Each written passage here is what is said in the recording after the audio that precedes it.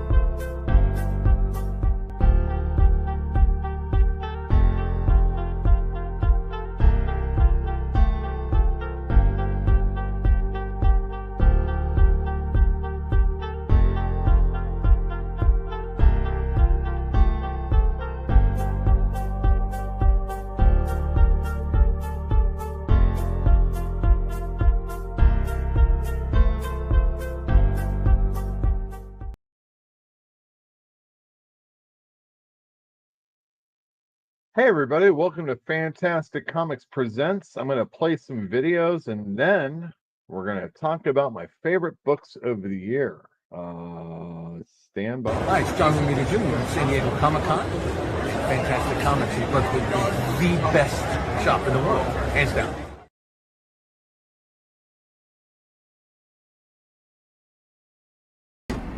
Look, this is just an informal chat. We were wondering what you were working on in your lab. Well, I've invented a pill that gives worms to ex-girlfriends. Right, and what's positive about that? Well, it's a pill that gives worms to ex-girlfriends.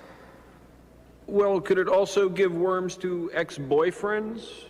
This is a drug for the world to give worms to ex-girlfriends. Well, great. Thanks for stopping by. You just don't get it here.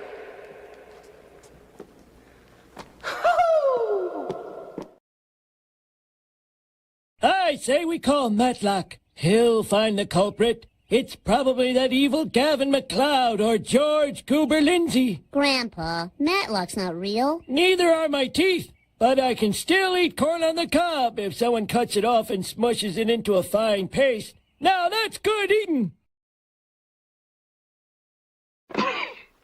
Well, what happened?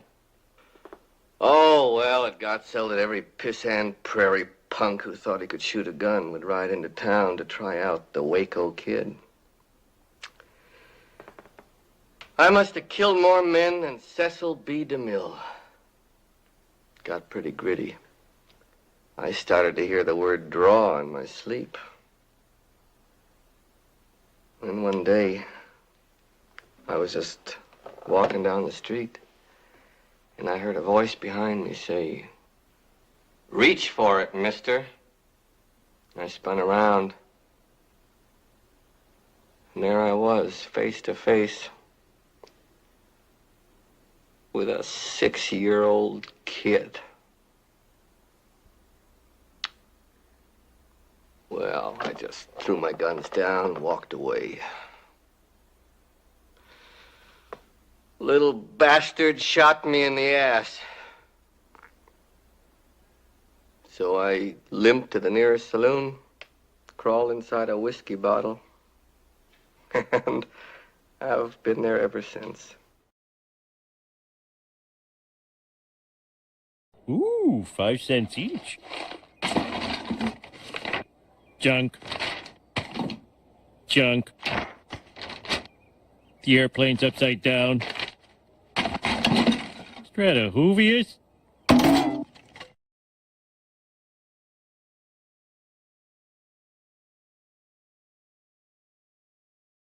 Wow, look at this laundry list of complaints.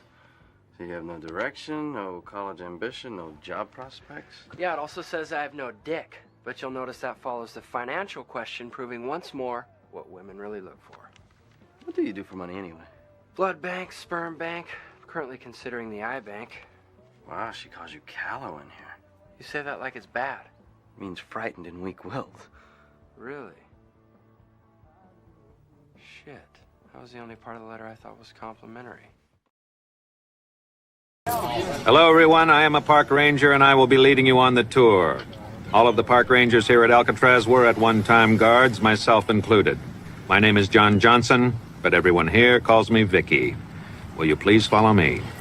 Well, President Trump says he wants to reopen the notorious Alcatraz prison off the coast of California to house America's worst of the worst.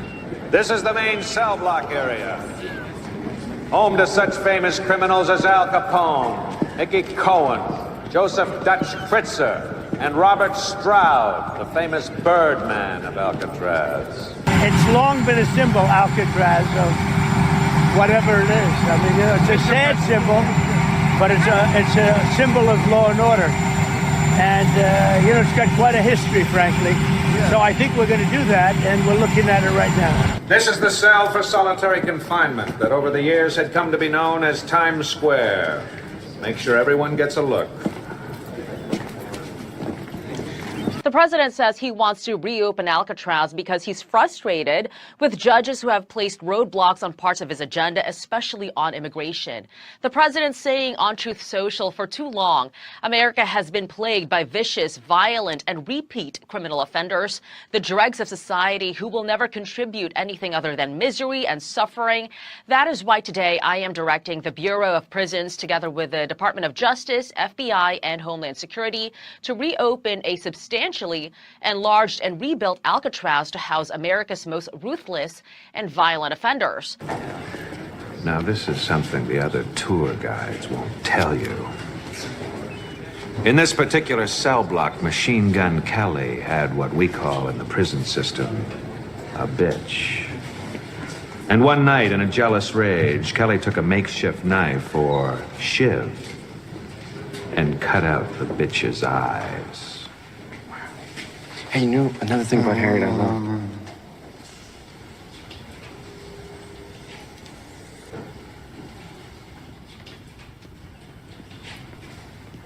And as if this wasn't enough retribution for Kelly, the next day he and 4 other inmates took turns pissing into the bitch's ocular cavities. This way to the cafeteria.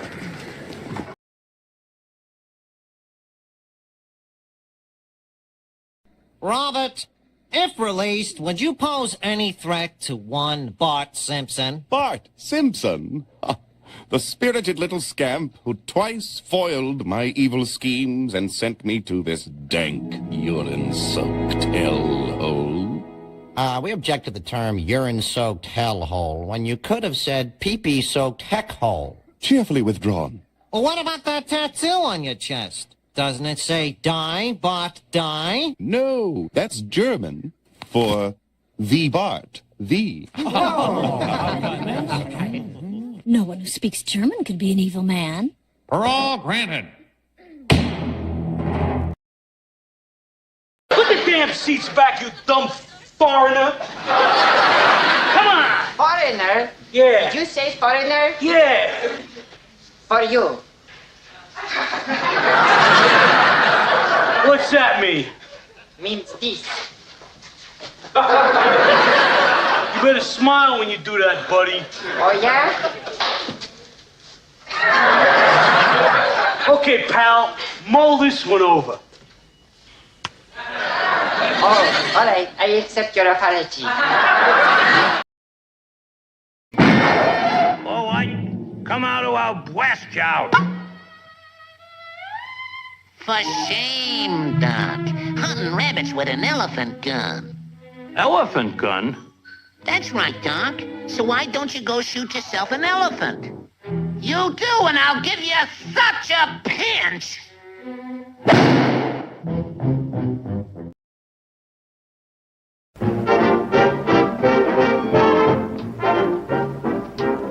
We're going to start our volleys. We hope you like the show.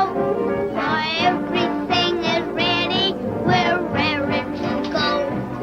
We'll give you all the latest songs and dances full of pep. We're gonna start with high chucks. Just watch this chorus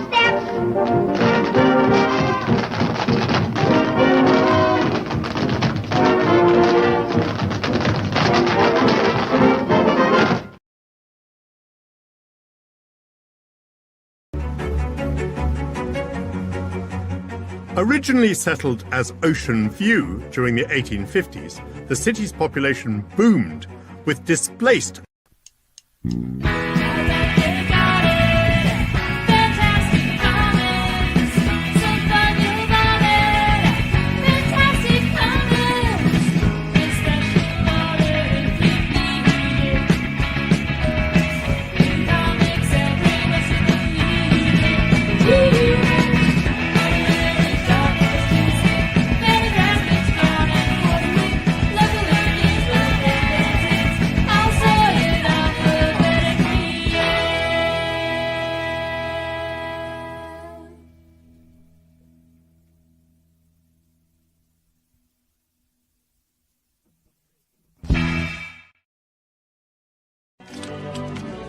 But in my own way, I am king.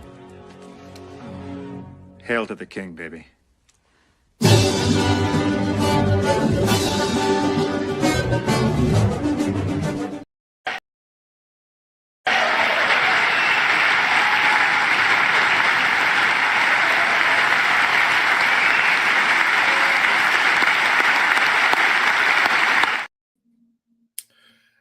Good evening, everyone. Welcome to Fantastic Comics Presents. My name, well, let me do the video. I just got to find it now. Why did I even do that? My name is Yule Carter, comic book retailer in Berkeley, California. That's right. I am a retailer in Berkeley, California. Have been since 2011. My goodness, it's been a while. And ever since 2020, we've been in a smaller location, and this is our address, 1708A MLK Jr. Way, every Wednesday through Sunday, 12 to 5 p.m. Sometimes I'm open a little later, but you don't count on it. I usually deride people for coming late, because if they come late and get upset that I'm not there, it ain't my fault. But I want to be there for you anyway. I am here for you. In fact, that's what this is. It's for my customers and for anybody that just wants to hear you all ramble about comic books for about an hour and a half. We're going to talk to the people in chat in just a little bit. If you have any comments that you want me to take a look at and share with people on the show, there are times when I actually don't have anything I want to talk about, so I go to the mailbag. There isn't ever very much mail, so you should check us out. Leave a comment down below, or you can contact us at events@fantasticcomics.net. There's 2 C's right there in the middle there. It's a little bit of a hang up for people. That's the we don't have events, but we will be talking about a big signing going on next month. I've just secured the plane tickets for it. And my goodness, what a hassle it is buying plane tickets. I am so glad I'm never going to get on a plane ever again. And like these days, really? You want to? I hope I am not involved in, well, let's not talk about that. I don't want to be involved in anybody's downfall in a plane. I guess I just talked about it. Anyhow, we're going to talk about some new comic books that are coming out, and we're going to take a look at my favorite books of, I guess, that are coming out right now. My favorite books. I have 3 comics, one from Marvel, one from DC, and one from Image. I'm sure you guys can probably figure out some of them, especially if you're customers of the show store, customers of the show store. And I've been raving about some comic books lately. But if you want to find out about them, we'll do that in just a little bit. First, we'll start with the best of last week. The best of last week is not necessarily a great book. As far as I'm concerned, sometimes it is. Sometimes, even though it's something I really like, I can't really put it on the list unless it's a slower week, because there's so many hot other books going on, and whether I read them or not, I'm paying attention to you.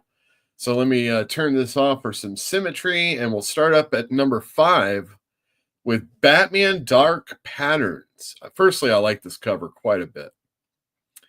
And I didn't realize this whole thing was a ventriloquist story. Is that true? A whole year of a ventriloquist story?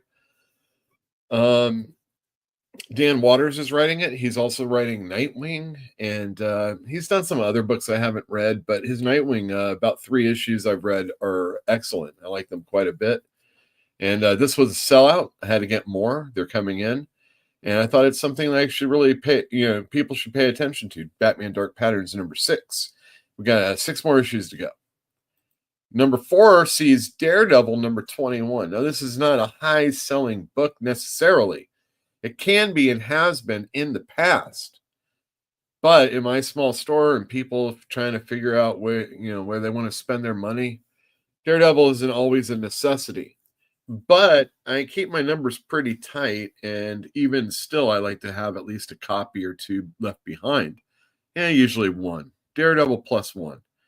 And total sellout. They had some variant covers that went along with it this week. Recently, this month, there's the Alex Ross hero covers that they've been doing, his painted covers depicting a character. On Moon Knight, it's Moon Knight. On Daredevil, I don't know who the hell it was. But yeah, look for those. They're coming out like crazy. Number 3, Battle Beast, Invincible Universe Battle Beast. This, again, was not necessarily something I ordered super heavy of. I should probably put my face on for this one so I can let you know what it's like to order things. I knew a lot of people were really enjoying the Invincible cartoon, and then there was a new season recently, and it seems like it took a long time in between seasons. I'm not quite sure because I'm not really up on it as far as what people are watching. And a lot of times, just like in comic books, people let things build up. Or maybe they finally got done with something else and they're, maybe I'll try a cartoon. This Invincible looks pretty cool. And sure as shit, people are really enjoying it. And I've seen people coming in and getting the books. But I've also seen the books not necessarily always available sometimes, depending on who I'm ordering from. Invincible. So now we're going to have an Invincible comic book, Battle Beast, not necessarily Mark Grayson and Adam Eve and all those other characters, but something I don't know anything about. Some comic store owner, right? Well, I know it says Invincible on it, and Robert Kirkman's writing it, and Ryan Otley's drawing it. So we got the classic team back together again. And I assume it's just one of those side stories that he's done with some of the other characters, or maybe even some of the fictional characters. But this sold. I had to pull some aside for some customers, whether they wanted it or not. And sure as shit, someone came in and asked for it, and so I had something set aside for a regular. But what I didn't order a lot of were the blind bags, and the blind bags are they were a red bag, and inside could have been a variant of Battle Beast, a 1 in 1,000 or something like that incentive. Wow. A store would have to buy a shit ton to get that. You might only have to buy 1 bag book, and you could potentially get something very, very rare. Or maybe you would get a copy of Marvel Team Up, a reprint of Marvel Team Up that had Invincible in it. The only time Invincible has been over in the Marvel Universe when Robert Kirkman was writing it. I can't remember what number it was, 7, 17, something like that. Or you could have got a Invincible, I think, issue number 2. And there's some guy on the internet that bought 10 of them and opened them, and people watched and everything like that. And I heard there were some really crazy sales going for these issues. And as I was talking to a customer about it, he was telling me, he's not a fantastic. So here's the deal. He isn't a fantastic comics customer. He's just a guy that comes and goes and gets stuff when he needs it, if I have it, and stuff like that. So he wanted something that was hot and he couldn't get anywhere else. You'd always think about Fantastic Comics first, I totally had those things, but just not a lot. And I had to pull them aside for some regulars, you know what I mean? Anyhow, we were talking about this thing, and I said, well, if there's a second print, I'll definitely order as many as you want. instead of buying a one bag for $300 or whatever is going for a hot minute on eBay, you could get $300 worth of them, and they weren't even really super expensive or anything like that. And I said, I don't know if there's going to be a second print, but if there is, I'll order whatever you want. And then that guy didn't get it. I said, well, why wouldn't you want to get it? He says, well, I guess the reason why people care is because they couldn't get it. And that's what it's all about. And that's why I only ordered so many of this book. But I sold out, and I'm super happy of it. There's a second print coming. If you want to read the story, it'll be in the store in another month or so. Don't worry about it. All right. Coming in number 2, One World Under Doom. I did have a customer say he didn't want to read it anymore. That was kind of sad. But he's not an FF guy all the time anyway. This has been doing really well, and they have all sorts of variant covers, and those are selling really well. I think Ryan North is doing a good job. You got Silva on artwork, and I'm not really reading it right now, but I've read some of the the other books that are we'll see one coming up in a little bit, and those are pretty good. So I'm pretty happy. I'm selling through. I'm having to reorder. I'm getting second prints. People are buying it. People seem happy, except for that one dude. But what people are really happy for, and I am, because anytime there's Doctor Doom, One World Under Doom, Doctor Doom is doing well, but this book is just going crazy for us here at the store. And that's the Absolute Batman. And this is number 8 came out last week, and I'm almost already out of them. When I say we sold out of Daredevil, that's, again, a couple of issues past what I would normally need to get for the store just to make everybody happy. And then I sold through on those. But Absolute Batman, I've got people coming in from out of town. Oh, I'll pick up that Batman book. Marcos Martin on artwork for the last 2 issues. That's pretty sweet. And I haven't been reading it, but people seem pretty jazzed about it. The hardcovers and the soft covers are going to be coming out soon, collecting the first 6 issues. And my small ass store is going to be buying a bunch of those books. Probably the softs more than the hards. But we'll be getting those also. I saw the Wonder Woman's going to be coming out. Superman, obviously. I enjoyed the first issue of Martian Manhunter. Absolute is doing really, really well for us. We'll see how Green Lantern and Flash do with only having had a couple issues out. And that is the best comics of last week. If you have a comic that came out last week that you're really into, let me know in the chat, or obviously, once again, let me know in the comments down below. Let me put another banner up. Oh yeah, the subscribe, hit the bell for notifications. We have a Patreon page. Everything is Fantastic Comics. Instagram, Substack. Substack's free. We usually have some pithy comments, and we're going to be talking about the signing going on. Of course, we're going to be talking about the signing going on in just a little bit. But first, I want to say to each and every one of you out there right now, we didn't come to borrow any money. We didn't come to borrow any dough. We didn't come to borrow any trouble. We just stopped in to say hello. Oh, hello to you, Mr. Manny. Please don't think that we are hammy. We just stopped in from Alabama. We just stopped in to say hello. Oh boy, you said it.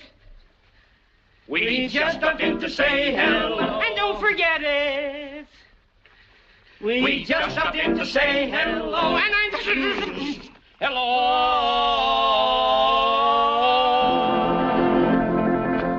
Hello. Goodbye. Hello, everyone.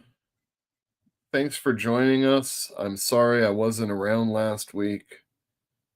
I had everything set up, and I don't know. When I got in on Wednesday, I felt like I was a little burned out.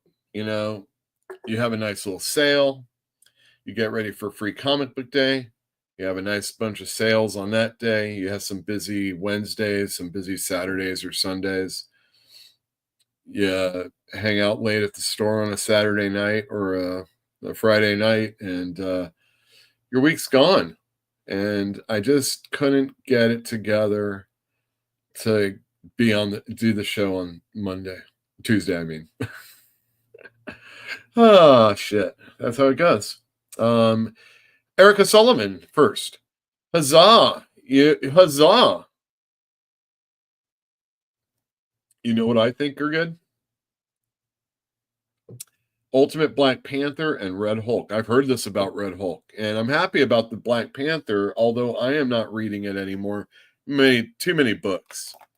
The only one I'm really reading all the time is Spider-Man and X-Men and the Ultimates. And even X-Men, I've waited for a couple issues. And I'm one behind on Spidey. That one's good. Flash Gordon is great too. Flash Gordon is good. I kept selling out of them, getting them back in, and then I had a few issues, and I kind of just did a page flip through like issue 7, and it is really good, but it's also Flash Gordon, and I sell it very well for a Flash Gordon comic book. It should be better. It would be better if it was a mainstream comic book that people, that's more now, let's just say. Jeremy Adams is the writer. He is exclusive to DC, except for the stuff that he's doing in the places that he's already started. So he's grandfathered in. I think that one's Mad Cave. Mad Cave has a bunch of IP. I looked at a Mad Cave, friend of the show, Joe Corallo, writes for Mad Cave or has in the past. And they had all these covers of graphic novels of Mad Cave comic books. And it wasn't even that like it was only the new ones. They had a few of the old ones too, from earlier in the show. And I didn't see any of Joe's books on there. And I'm like, what happened? I mean, one's like an all ages shunt off company of Mad Cave. So that'd be a reason. So I can understand that. But there wasn't Beckstar, and I didn't see the other one that's name is Dahlia in the Dark. And those are both really good. And Dahlia in the Dark is probably better. I think it's a little bit in its own way, it's a little bit more grounded than Beckstar. But it also has like it's off the rails.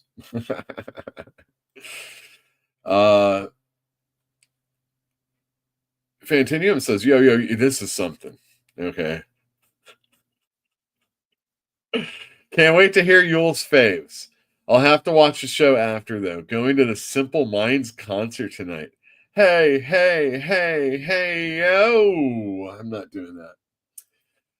Roxanne Foster, in like Flynn. Amen. Elithilor.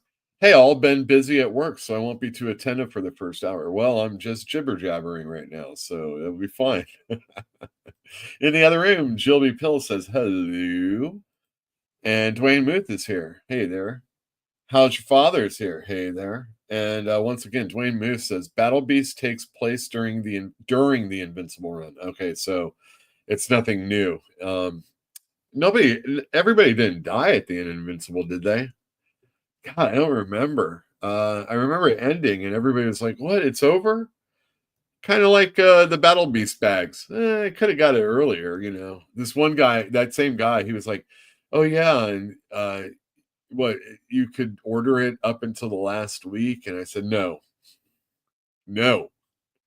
There is an FOC, which is a final order cutoff. That's a month before the comic book comes out. Too many comic stores were screwed in the 90s because of late comics and comics that didn't have the people on the books that they were supposed to have. And that's some shady business practices when you pull that stunt.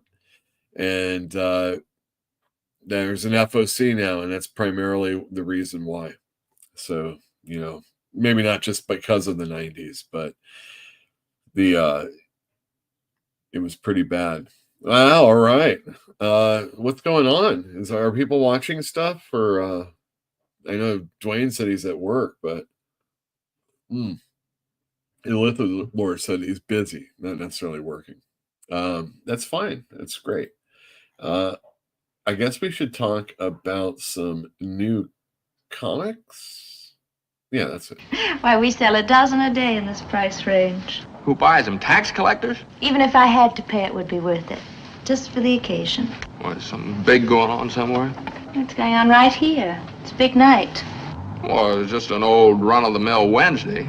Well, the calendar's full of them. That's right. Calendar's full of them. Rear Window is a top 5 movie in my estimation. In the Yule Carter best of movies, Rear Window. So there you go.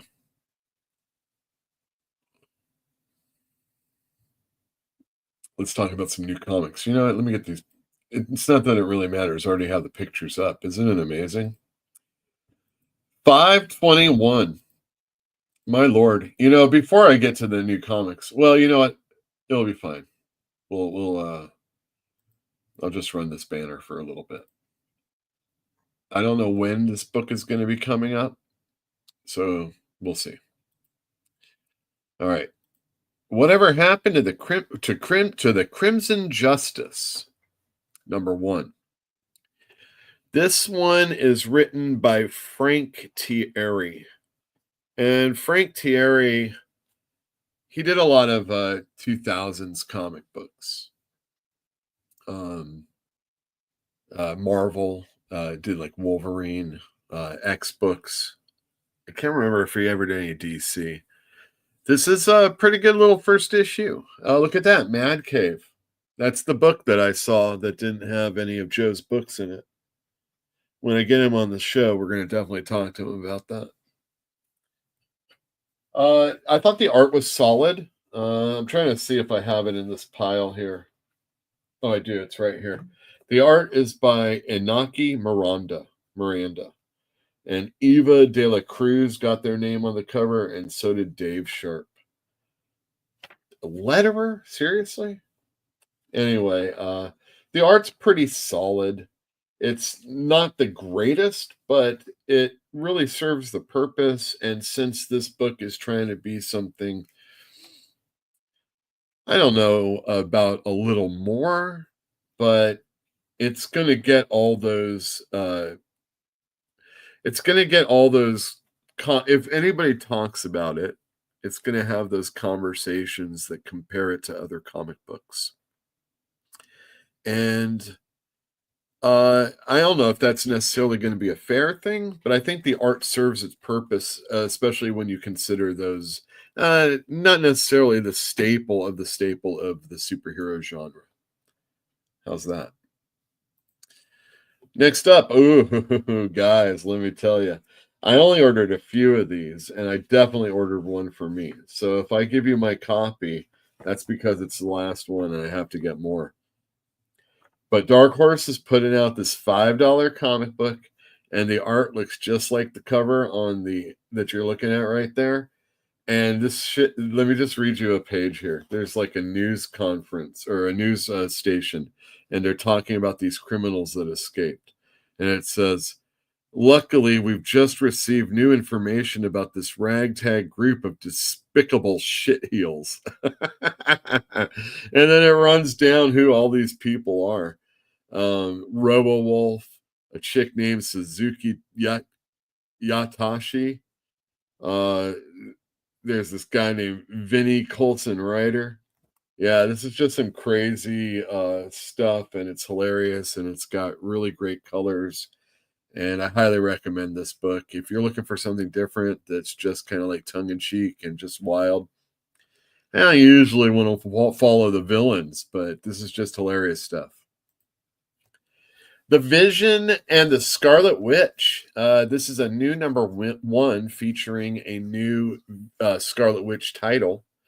It would spin the Vision, or it's been the Scarlet Witch. It's been the Scarlet Witch and Quicksilver.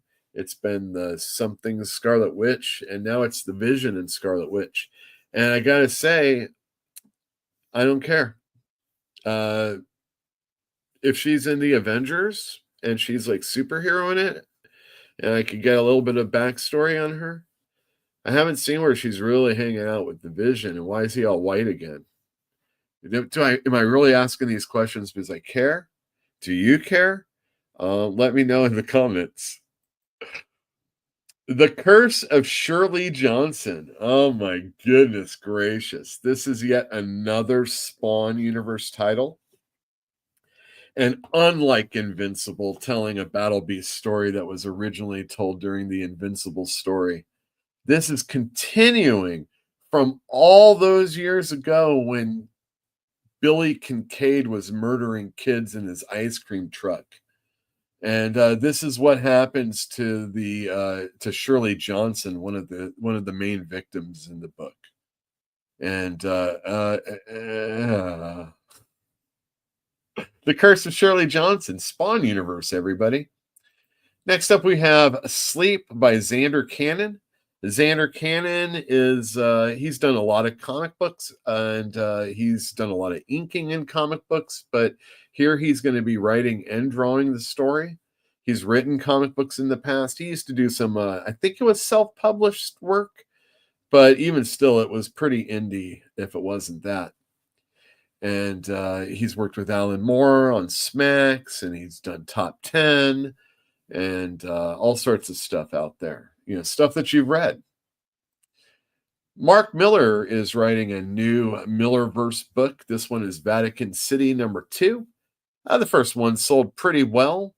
Per Berg is the artist, formerly known as Narwhal. That's who I couldn't remember. And thankfully, Eric O'Sullivan reminded me what a cad this guy is. I'm just joking. This is a cool cover, though. If he did the cover, I got to say, this is maybe like the first thing I've seen of his I actually like. I hate the line weight, though, on these books. It's just, not a big fan. But this is a cool cover. The Hulk and Doctor Strange, including a backup story featuring Aunt May and Agatha Harkness. Oh, that's a team up you want to see. The whole deal here is that every issue that JMS is doing with a different illustrator is going to feature two superheroes that you wouldn't necessarily expect to see with each other.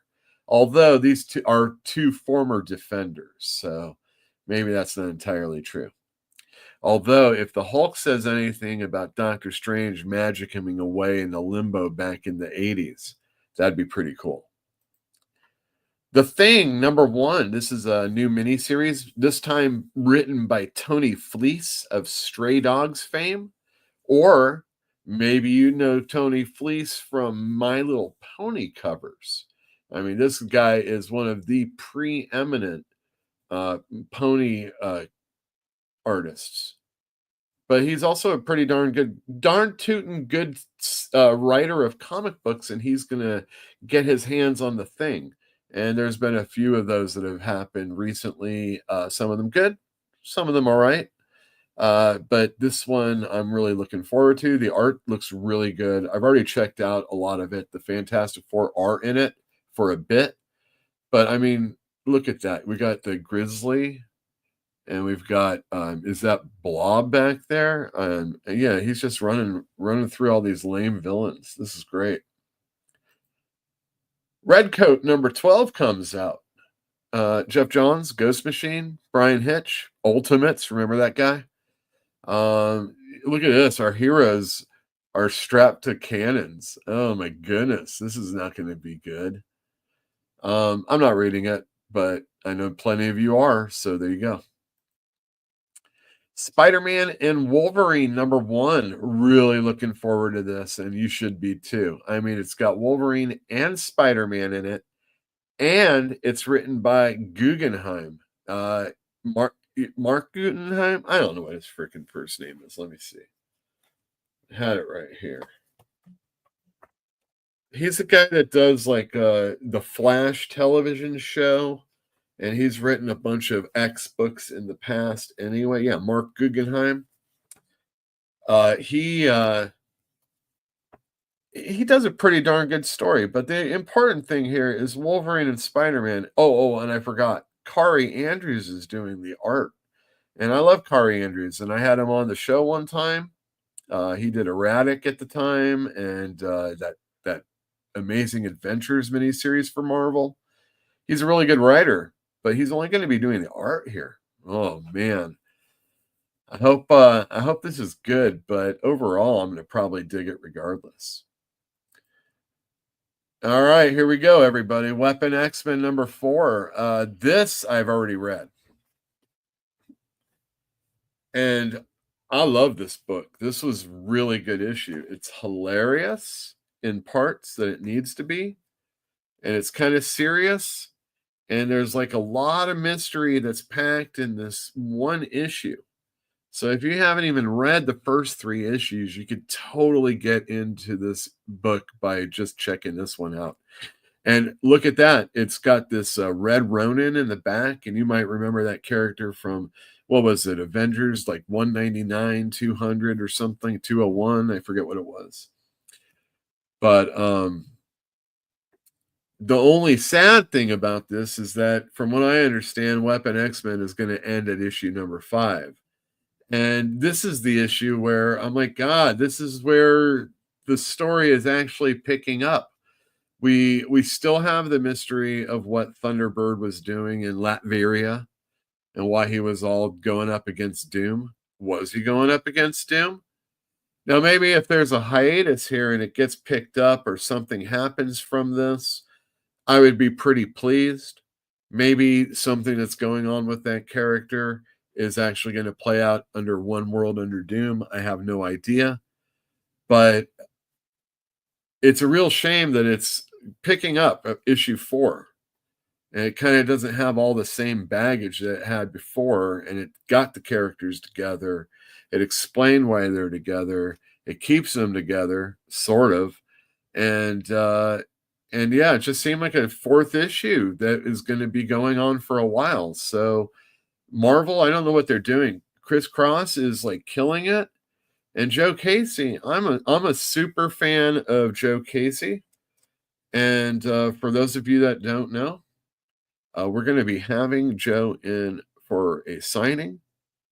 It's going to be a pretty tight schedule. So, all those people that get their battle beasts held for them, that's the 5 to 6 time for you when we're closed. It's going to be on a Wednesday, and it's going to be June 25th. But 3 to 5, anybody's game. Come on in, tell a friend. Let's sell some Joe Casey comic books. I've got the trades building up, and we're going to be talking about one of my favorite comic books. And funny enough, this guy is one of the people that's writing one of the books I like the most. Yeah, this is an excellent issue. If you like X-Men, if you like superheroes, I don't know what's up with Marvel. They're like 5-issue mini. They keep giving, like, they won't continue Scarlet Witch, but they'll change it and then repackage it for a new number 1. That's the only thing we can hope is going to actually be happening with this book. But we'll be talking to Joe about that. I'll be asking him questions like he was in the show, and we're gonna have a good time, and we're gonna get some comic books signed. I have an Automatic Kafka I think he needs to get his signature on. And I got some Godlands that I need him to get his signature on. And I'm sure there's an X-Men or 2 also. No personalizations, though. Thank you. Well, maybe on some of them. But yeah, Weapon X-Men comes out tomorrow. And this is a really, really good book. All right, next up. Bug Wars number 4. This is a planned 6-issue miniseries. I don't know if it's going to have more. But Mahmoud Asrar is the artist, and what fantastic work that he does. Jason Aaron's writing it, and by all accounts, people are enjoying it. I enjoy Jason Aaron books from time to time, but I don't read them all. And I thought, this is probably something I would rather just read all in one collected form. It almost looks like a book that just needs to be on your shelf anyway. What great looking stuff. And it's selling well, too. So it's all those things. Zatanna number 4 comes out. I think this is a mini also. They're kind of doing the same thing with Zatanna as they're doing with Scarlet Witch, except there's a rotating cast of people that are working on this. Not this Zatanna, but all the different ones. By all accounts, people are enjoying it, and I'm selling through. Well, not necessarily selling through on all my copies, but I got extras.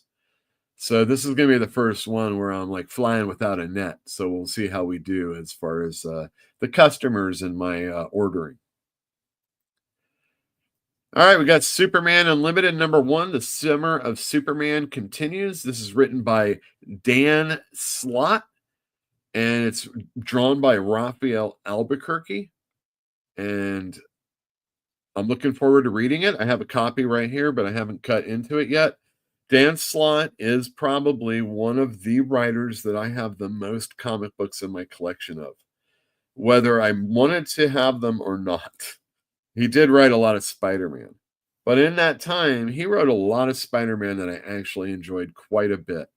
And with as much hate as he gets, it's usually because of his attitude or not getting his scripts done on time. So unless you work with him, that shouldn't bother you, because the book usually does. Yeah, I'm looking forward to this. The joke is going to be like, when's Christos Gage going to get a writing gig on this? You know, where's Christos Gage right now? Yada, yada, yada. But Superman's doing really, really well. I'm enjoying the main title. There's some other really good books that are selling at the store that I haven't really, read too often.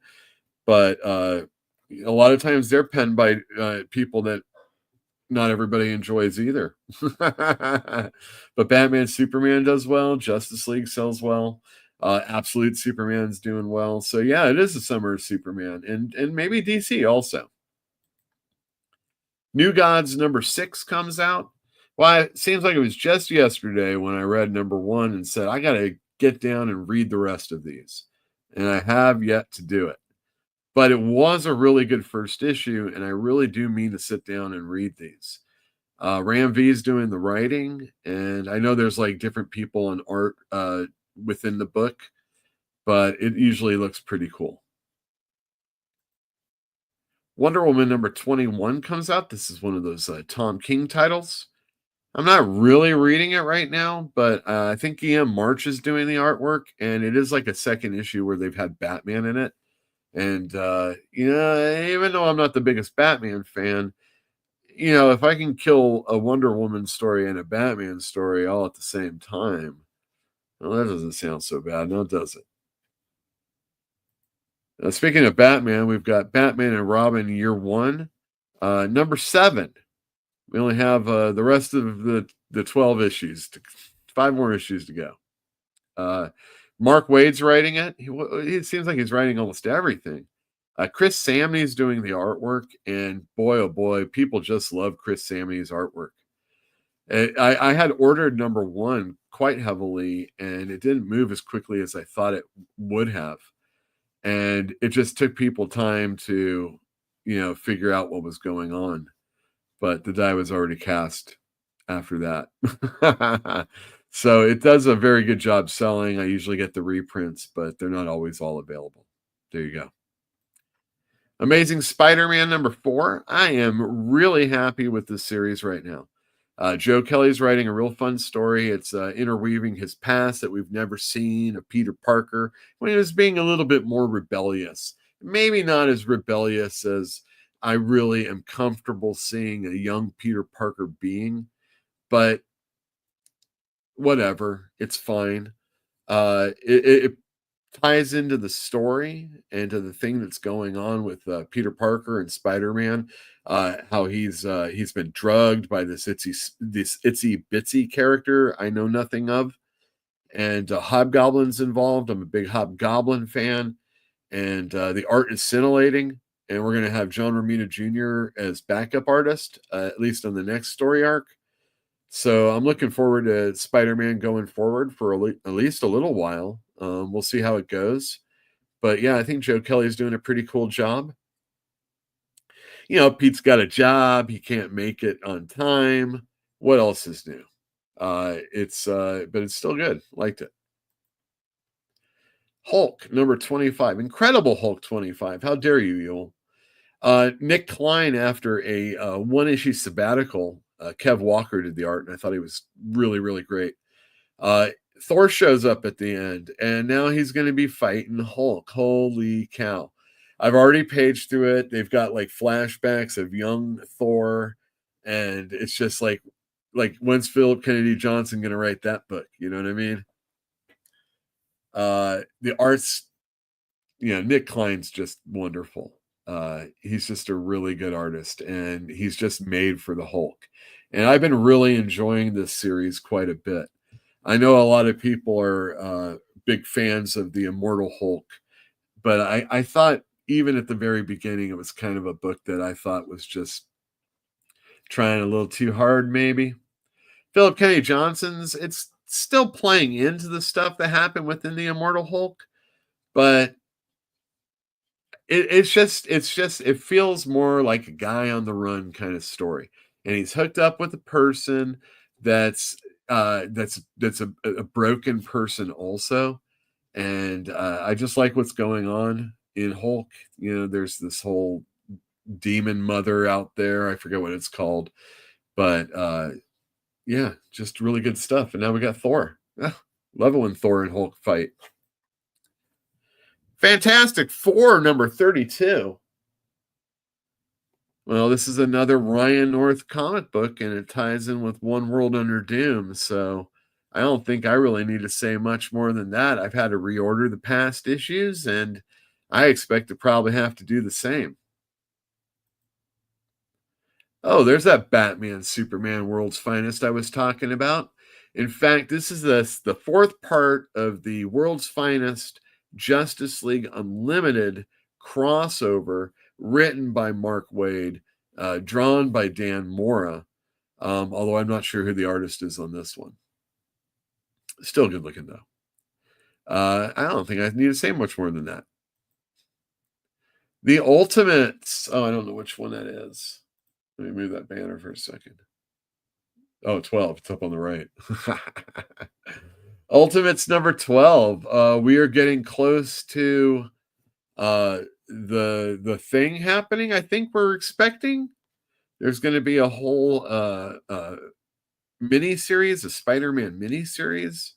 I think the guy who writes this, Dennis Camp, is going to be writing that. I'm looking forward to that coming out because although I'm not reading this, people are really enjoying it, and I'm going to read the other Spider-Man. So it's the only thing that's really tying in the ultimate universe situation for me, since I'm really not reading much of the other stuff, and X-Men just ignores it altogether. Absolute Flash number 3, Jeff Lemire, another person who's writing one of my favorite books right now. But it is an Absolute Flash because I haven't read any of it. It's doing well sales-wise, and I expect to get caught up with this if I can catch up. I mean, the guy's pretty fast, right?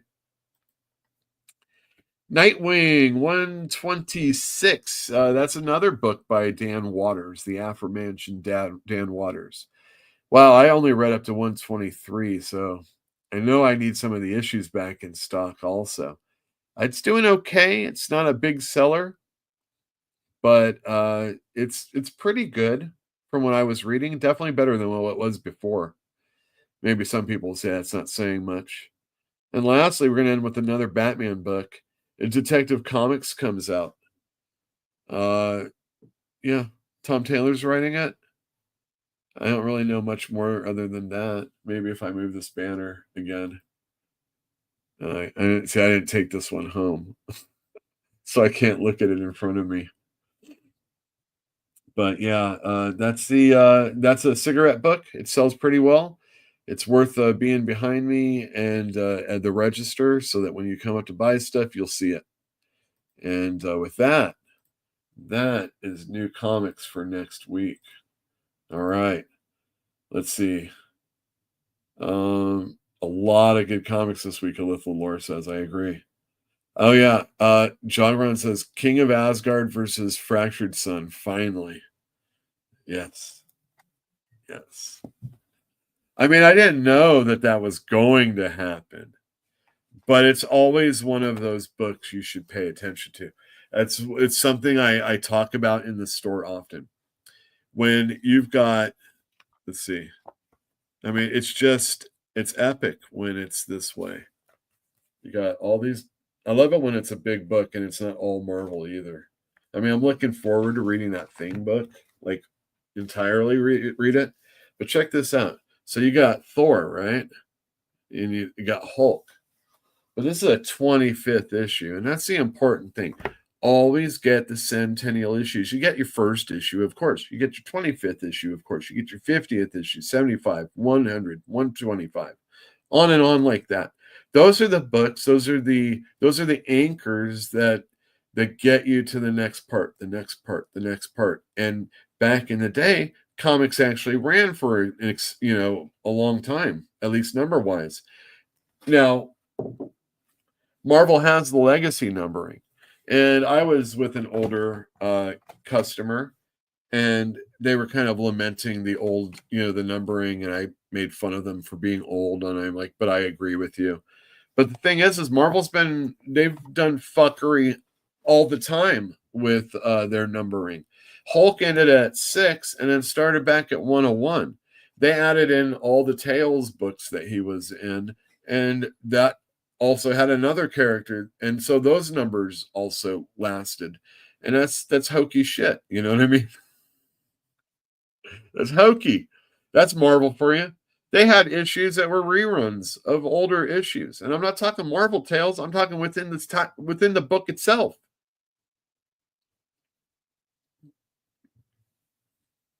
And not from the files, like something that already was published. Look at this art, though. This guy is so good. Can't wait. Can't wait. Hulk versus Thor. Thor versus Hulk. So in 2 books. Hulk versus Wolverine. In Hulk. That's important. Hulk versus Thing in the Fantastic Four, especially. I know that's Marvel. You used to say, oh, like when Flash and Superman raced. Those are still, expensive issues, if issues you would want. If they did one tomorrow and it wasn't just a stupid cover, reproduction. Yeah, you'd probably want to get that, but these are these are the characters that you want to see against each other or in the same book. Hopefully they're upset at each other for a few minutes. My favorite one, I've done it on the show, where Thor's fighting Hulk, and it was in Thor's book. And Hulk picks up the hammer, and it turns into the staff. And that's how Thor was able to beat Hulk that time. This is a good week. That's right. I finally dropped One World Under Doom. Yeah, you're not the only person, Lane, but that's okay. I don't know. I mean, someone else is going to jump in. It usually happens that way. I had a customer tell me a few weeks ago that I got bad news for you. That was the episode where I called it "I Got Bad News for You," and I was, oh my God, cancer, dying, lost your job, got to move, someone got hurt, all these things. And I got to cut down some of the stuff I buy. Shit, you've been saying this for a while. There's nothing wrong with that. And then, funny enough, someone else picks up more stuff. I have a customer, he's been kind of running on fumes. But now all of a sudden it doesn't look like that way at all. And then I have another customer that it looks like he can't get it. He's like, he's really cool. I'm going to buy all my stuff that I have right now, but I don't think I'm going to have anything to pull for you. And I'm like, that's fine. I understand. And then towards the end of the day, the time with this customer, I said, look, you like this book, and I don't get a lot of them, and you like this book. and you like this book, and you probably will not be happy if you lose these 3 books. If you go 4 months and I have those books, that would not be that big a deal. So you figure out what you want me to hold like that for you. You'll be back. And because, you know, he likes those things. And he's just, you know, going through it right now. And I mean, I'm in a position where I can hold those books. It's, you know, it's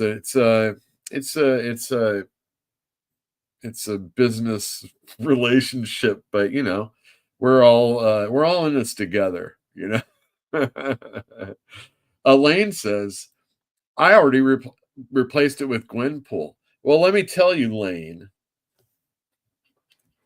I read Gwenpool and I was going to talk about it on the show last week so that I could give you a review of it. And I'm going to give you my review of Gwenpool right now. Cue music that I don't own right now.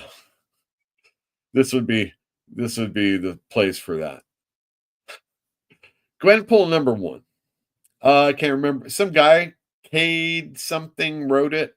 I don't know who that person is. He's probably doing like some internet shit. Some artist I don't know is doing the art. The main cover had heads being cut off by Gwenpool. And I had a customer tell me, that's a big deal. And I thought about it. I'm like, yeah, that is a big deal. He's like, you talk about that red band thing, and they don't have hardly any real violence in it. And these heads are getting cut off on the cover of Gwenpool. So I would highly recommend people, you might want to speculate on some beheadings. These aren't even vampires, you know? Anyway, I read this book and it was rife with comic isms that the fan, at least as old as me, is going to probably understand. And it's so tongue-in-cheek that it's even made fun of that what we just talked about in the Red Band books. Like, oh my gosh, we're getting really super violent, like Red Band, not even T plus, Red Band, you know, that kind of thing. And there's a super amount of violence in this comic book. And if you like a violent comic book with some humorous jibber jabber, you're gonna love this book. The art's pretty solid. It's more of a 6 than a 7. How's that? But it's solid. It's not like it's Mark Bagley or anything like that.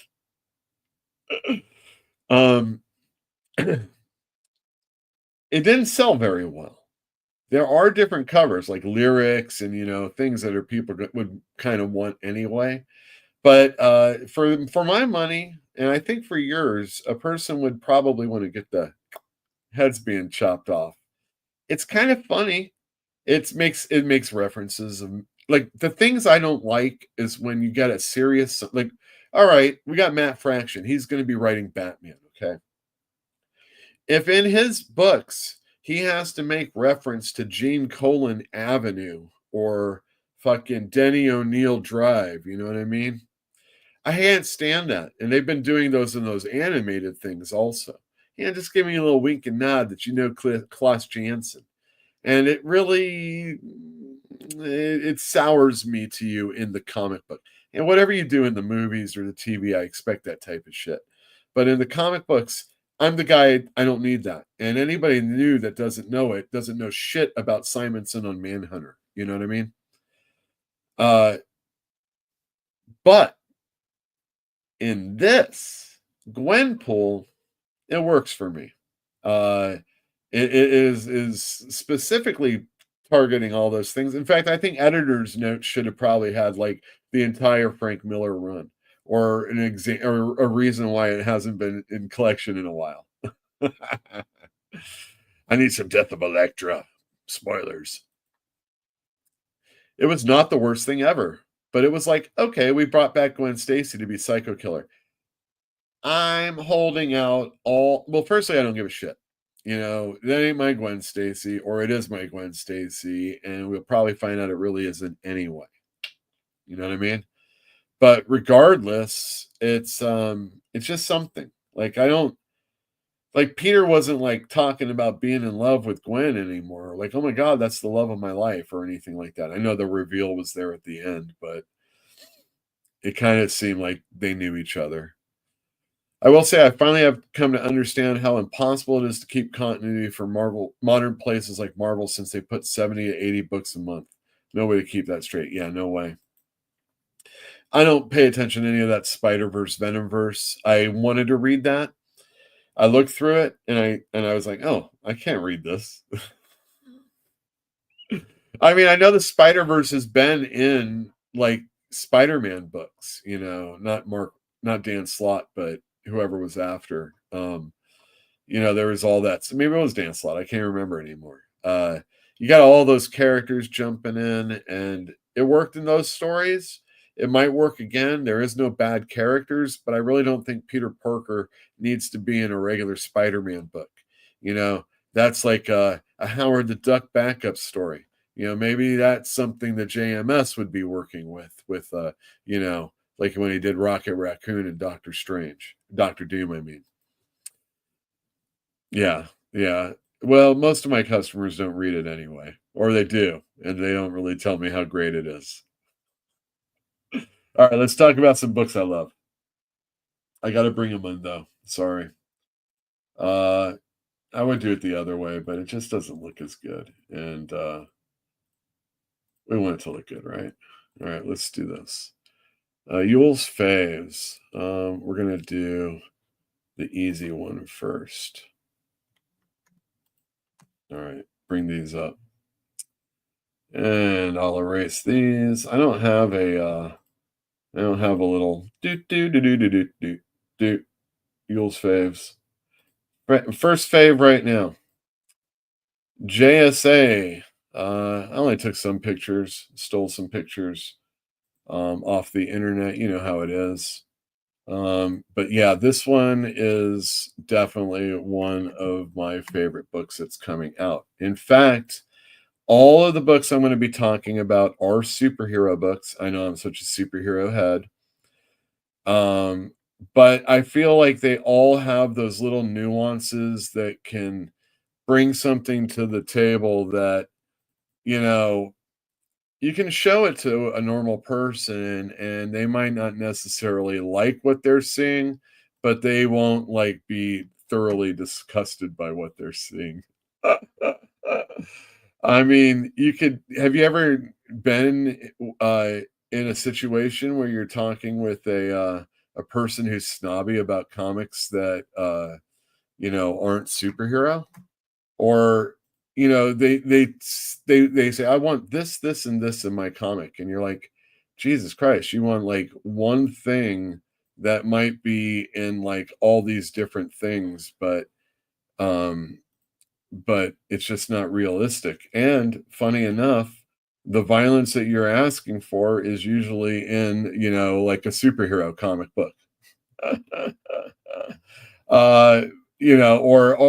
want to read something about Black Widow, but I don't want it to be sexist. And I'm like, oh no. Oh no. I don't want anything that really shows off the boobs. And I understand you might not want that or anything, but overall, the quality stuff that's been written in the past probably has been accompanied by some pretty stereotypical examples of men and women physiques in comic books. You're not going to get that as much here, but Jade's still showing them off, so that's cool. The thing about JSA, it's the old superheroes. So the guy in the back is Green Lantern, the guy in the front is Dr. Fate, and the guy to the right is the Flash. Not the Flash, not the Green Lantern, not the Dr. Fate, Our Dr. Fate doesn't show his ears like that. But these are the old guard. The ones in the front are kind of the new guard. And they've been around for, ever since I've been a kid. So they're 50 years old now, too. But they ain't as old as the Justice Society. And the beautiful thing about this book, when it's working well, is it's giving you a mix of the old. It's giving you a mix of the new. And the very first story that's going on, the team has been split apart, and we're having to see all these different characters interact with each other. And if we haven't met them before, I read Infinity Incorporated, by the way, back in the day, you might not know these people. So we're getting a really good examination, even while the threat is all too real for the main characters that we might actually know.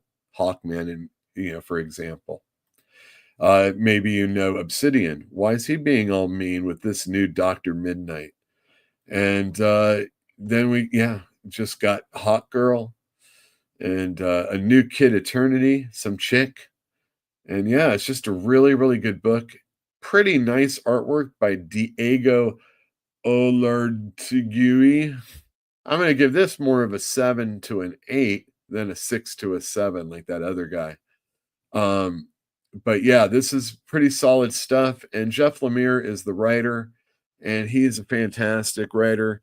He can write the non-superhero, although usually right now his non-superhero stuff is just horror-based. But he doesn't even just do that. He does like sensitive dude stories, man. Like you just love them. And these characters are always, very three-dimensional and, very fleshed out and fun to read. And he's doing a bang-up job on this book. And JSA is my first comic book that's new, that's coming out. If you can say like 7 issues is new now. But I know that's not like one of my main sellers. It's a solid seller. But let's try and make this a little bit bigger than Daredevil. You know what I mean? JSA is a fantastic book, and more people should be reading it. And don't let the fact that it's a DC book and you only read Marvel books. I understand how it is, but this is one time to think about others. I'm just joking.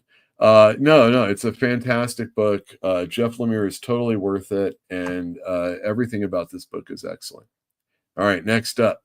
Many people have heard me talk about this book, and I don't think I've really mentioned it on the show yet, but I had a customer tell me how much they liked this, and I was like, all right, well, I'll tell you what, I'll take a bunch of issues home, and I'll see how it is. And over the course of time, I started weeding my way through the book, and it's now a top book. That's West Coast Avengers. That's right. I've told people in chats, in YouTube videos, that I think this title is fantastic. I heard Perch talk shit about it with the Ultrons, but I personally think that the Ultron bit is fan-freaking-tastic. Let me tell you, this the artwork is pretty good. It's not always the greatest artwork. There's like spots where it's just kind of, I don't know, probably there's a computer involved or something like that. But overall, it's pretty darn good, and the story is captivating by Jerry Duggan. He's a darn good writer. He's not always on a book that everybody likes, but I think he's a darn good writer. And for me, he got his start on Deadpool when Brian Posehn was writing that, and Tony Moore was doing like the first 6 issues. And just fantastic stuff there. I thought his X-Men was pretty good. In fact, it was the only X-Men book I was reading during the Krakoa run. And I'm a Cyclops fan, and I thought he did him solid. It had to get in, obviously those books had to start getting interwoven in the other big story, but overall for like a monthly book, I was really enjoying it. And this Lima is a really good artist. Jerry Duggan's the writer, and this Ultron bit, like on the 3rd issue, is when we find out. Oh wait, hold on, that's the wrong one. Do I have it? Maybe I should just go in order. Screw it. All right, so these Ultron is working with the Avengers, and you're like, what's up with that? And then this guy who's a villain is working with the Avengers. I can't remember, Livewire or something. No, he's Kilowatt. That's what. And they're like, well, you can't use that name Kilowatt. You got to come up with something else. And he's hot-headed, and he throws lightning, and he's a real pompous jerk. And it was probably, around the 2nd or 3rd issue where I was thinking, this has some really quirky, funny elements in it. And like just, the Avengers here at the taco stand and Ultron showing how he has to eat and he has to burn up stuff so he could suck up the molecules or whatever, or the methane. And you got Jim Rhodes, and through Tony Stark and Jim Rhodes, they're taking people that have had troubles in the past and they're rehabilitating them. And so that's what the Kilowatt guy's doing. That's what Ultron's doing. And you're like, Ultron, why does he want to be a good guy? And like, there's a lot of like back and forth in time, but only for a few pages at any one moment. And, it's Tony Stark getting the team together. Ultron saying that, I can open up my, my AI, my shit to you. You'll, and, Tony's like, I believe you, you're going to do good. We've got Firestar here. She had to be a mutant spy for the bad guys, or be infiltrated by the bad guys, and none of the other mutants knew except for the ones that were dead. And here she is, hated so much by her own people, the superheroes. She's at the bar with no name. That's where all the villains are. You know what I mean? There's the Rhino, there's Sandman, there's like Taskmaster and people, Electro. What's our Firestar doing there? And then she gets a call from Tony, and then she goes and joins up. And here we have an Ultron, and earlier in this one issue, this person's dying of cancer or something, and Spider-Woman's talking to her, and it's this really, positive moment from a person that's dying, saying, well, I have a way out, or something. And like, what do you mean? You're so positive, but, this is what they were talking about. And then what is being talked about here is when all the Ultrons got together and how they decided that, we might not like humanity or we might be against them, but they're going to die off and we're going to still be around. So all we have to do is nothing and everything will be fine. And one of the Ultrons got the idea to be like a god. And so they're transforming people that are dying into, I guess, Ultron body people that can fly in the air. And the West Coast Avengers, they're doing some crazy stuff in that. And it really reminded me, with the humorous aspects and the serious aspect of it and just the quirky attitude of it, I was thinking, man, this is just like Justice League International back in the Keith Giffen and the JMD Mateus, Kevin McGuire days. And I really hope this book can last. Stick around for those 25 issues. It's got a little thing that's going on. I don't expect it to last long forever, but this is a really good moment in time where you're not going to have to worry about one world under doom. It's just a really cool story. It does answer things or bring up things that have happened in the past. And with that, we're going to talk about my last favorite comic that's coming out right now. That is by a guy named Joe Casey. Blood Squad 7 by Joe Casey. And I can't remember the dude's name. Stephen Fry. Not Stephen Fry. And this is a story about a team that's getting put back together by the government like they were in the past. And it's not all the same people from before. It's some new people that take on the names of the people from the past. And it's even children from people that were in the group from the past. And there's a villain group, and they're kind of going through a little bit of the same thing. And this book has so many characters, and it's so rich, and it's so developed. And the thing about it is, it's basically just the Youngblood characters from back in the day. And it was right after I read the 6th issue that I realized, man, without the comedy, this has a quality not unlike Justice League Unlimited from back in the day. And then I saw the advertisement for the 7th issue, and that was when the team got unveiled. And you know what? If I'm not mistaken, because I haven't looked it up, Justice League became Justice League International on the 7th issue when the team was announced to the world. And I'm like, holy cow, there is some crazy synchronicity going on. And speaking of synchronicity, this book is rife with it. And it's got, look at this. We've got, why did I have this one here? Okay, this looks good. We've got 1992, so a little flashback with one of our characters fighting the savage dragon. But I told you this is Youngblood. That would be a character by the name of Badrock. And here we have Savage Dragon punching out the Badrock clone. But if you don't believe me, check that out. Boom, Eric Larson punching out Badrock. Isn't that cool? Oh, wait a second. Look at that. Oh, man, they're fighting. Oh, it's so good. A little bit more. We have, here's the team. These are all the characters. Like instead of Shaft, who had bows and arrows, we got a guy with a katana. We've got instead of Die Hard, we have Man of War, and yeah, we just have like a little issue with him, and there you go. We have Savage Dragon saying, "You're under arrest," and then here he is like, "Hell no, you're under arrest." And then here we have them, and they're talking about the vice president, and they're attacking this team of superheroes. And look at this, Wildcats. It's the Youngblood team attacking a team of superheroes. And who are they holding? My goodness, they're holding the vice president. And then they have a little battle. And then they have a little battle. And it's just that alone is enough to make me care about reading this comic book. And if you hear anybody coughing in the back, that's my dog. It's not until like the 7th issue or the 8th issue that we even get one of these little formats where we get all the team members.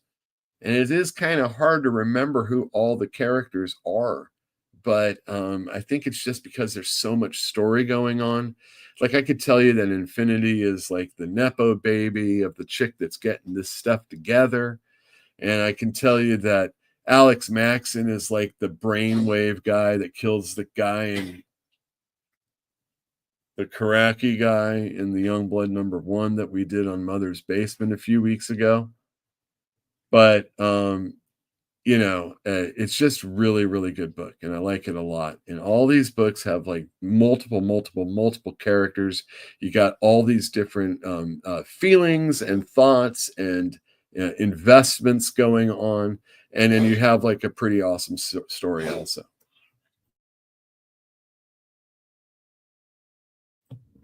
All right. And with that Blood Squad 7, get those signed at the store. I got the trades. West Coast Avengers, the trade hasn't come out yet, and I am reordering back issues as they're available. And Justice Society, or JSA, not everyone's available, so wait for the trade if you haven't got them, or get caught up. That book is really, really good. And if you can just skip an issue, I think you should just do it also. And as far as Blood Squad 7 is concerned, for the signing, I went to Diamond and I got their 1 in 25 and 1 in 20 incentive variants, because even though I love Joe Casey's work, I'm not stupid enough to get like 50 copies of something. So I ordered those, and those are available, and they're going to be at the store at cover price, so you can get those signed. They're drawn by Jim Rugg. They're fantastic. And yeah, there you go. All right, let's see. Jagron. Oh, wait, we already did that one. Okay. Only Spider-Verse characters I ever liked was Spider-Man Noir in the original miniseries. Yeah, but I'm a Spider-Man India guy, just because I got the miniseries back in the day. Elithalor, I'm a lifelong Marvel zombie. But now I'm reading a bunch of DC, and JSA is one of the books I'm enjoying. Excellent, excellent. I would suggest, man, the letters columns in the Blood Squad 7 book is excellent. And if you like West Coast Avengers or JSA, I would highly recommend checking that out. And Roxanne Foster says, I'll take a copy of that Blood Squad 7 with Savage Dragon if you have one. I have all the issues. And there's issues where there's Spawn, because there was a moment where Youngblood was in Spawn. And of course, there's the Wildcats one we talked about also. There's even Shadowhawk in one of the issues. And I think it's just a really, really good issue, a good book. All of those books are really good. They got a lot of stuff that's stirring underneath. And you just know these things can't ever possibly last. JSA might, because DC can stick something out for a while. They kind of feel like, I guess maybe Jim Lee feels like it's important to do that every now and again. Like Batman's been running for a while, but X-Men's going to get they're going to relaunch it again when they get somebody else on it. We just got a new relaunch in Spider-Man. We're not going to get that 50, 75th, 100th issue. We rarely do, and if we do, it's only because we're getting 2 a month, and that's kind of how it is. Sorry to change things, but those G.I. Joe silent missions are outstanding. Battle Buddy, that's quite all right. Yeah, I haven't read any of those yet, but I mean, it's really just a page flipper, right? I know Andy Parks does some of it, and or Philip Hester did some, and I like him a lot. G.I. Joe's been really, really good ever since it's come back to or come over to the Kirkman Skybound area. And I'm color me stupid. I didn't know that it was going to happen. Not like this. Really, with some of the titles that I put behind me, I could easily swap out Uncanny X-Men for G.I. Joe, or G.I. Joe, A Real American Hero, even. Energon Forever. The only G.I. Joe silent I liked from the new bunch was Spirit. The one that Danny did the art on was pretty cool. I don't know who that character is. It's like the knockoff Snake Eyes. But that one's that's a nice looking book. I like Danny's artwork, and for that person to be able to do the interiors, it just it makes them a little bit more special than maybe some of the other cover artists out there. Now that we're getting Kari Andrews back on a book, I feel solid about him again. Oh, you say Beachhead. It's got to be Beachhead. Beachhead. That's what he said. Beachhead. That's my guy. Oh, dang. That's pretty quick. Did I leave anything out? Talked about my favorite books. Talked about Joe Casey. It's going to be June 25th, 3 to 5, 3 to 6. You know what I mean? I figure there's going to be like 10 of us, 15 of us at the most. We're going to have some treats, hors d'oeuvres, maybe a couple of drinks, alcoholic and non-alcoholic for the people that care about that type of thing. We're not going to get like hammered or anything like that, but it'll be a good time. And we're going to close up early and then get Joe out of there as quick as possible, because these flights come in the store. We'll talk about it. And until next week, we're going to try and make it for next week. I'll see you next week. Bye.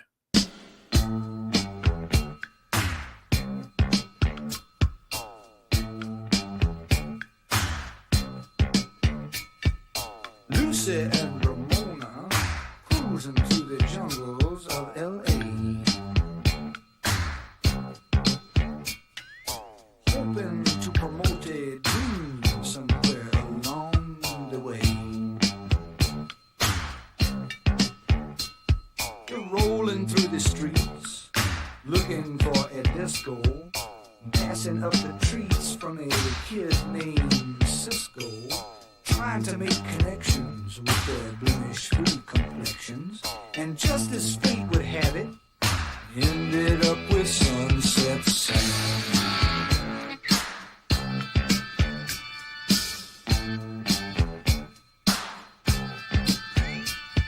Sam was selling watches from a suitcase on a TV tray. And Lucy and Ramona kept trying to figure out if he was gay.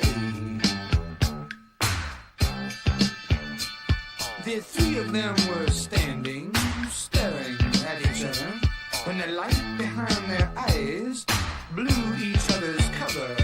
The ancient code was branded, and each of them was handed a ticket brother Sunset Sam.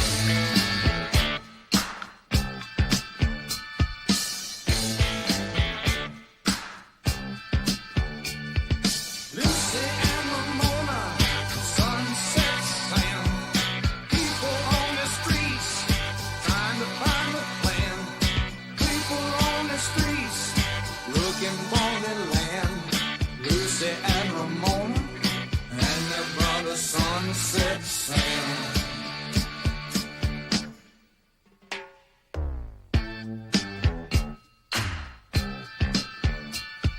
Lucy was from Compton, and she met Ramona at the zoo. Ramona was from Brooklyn. She left when she was 22. Sam was a native of the Arizona desert, but he split when he was slated for some governmental make-work. Their differences subsided when the common bond was sighted. They were all from the same place that made their face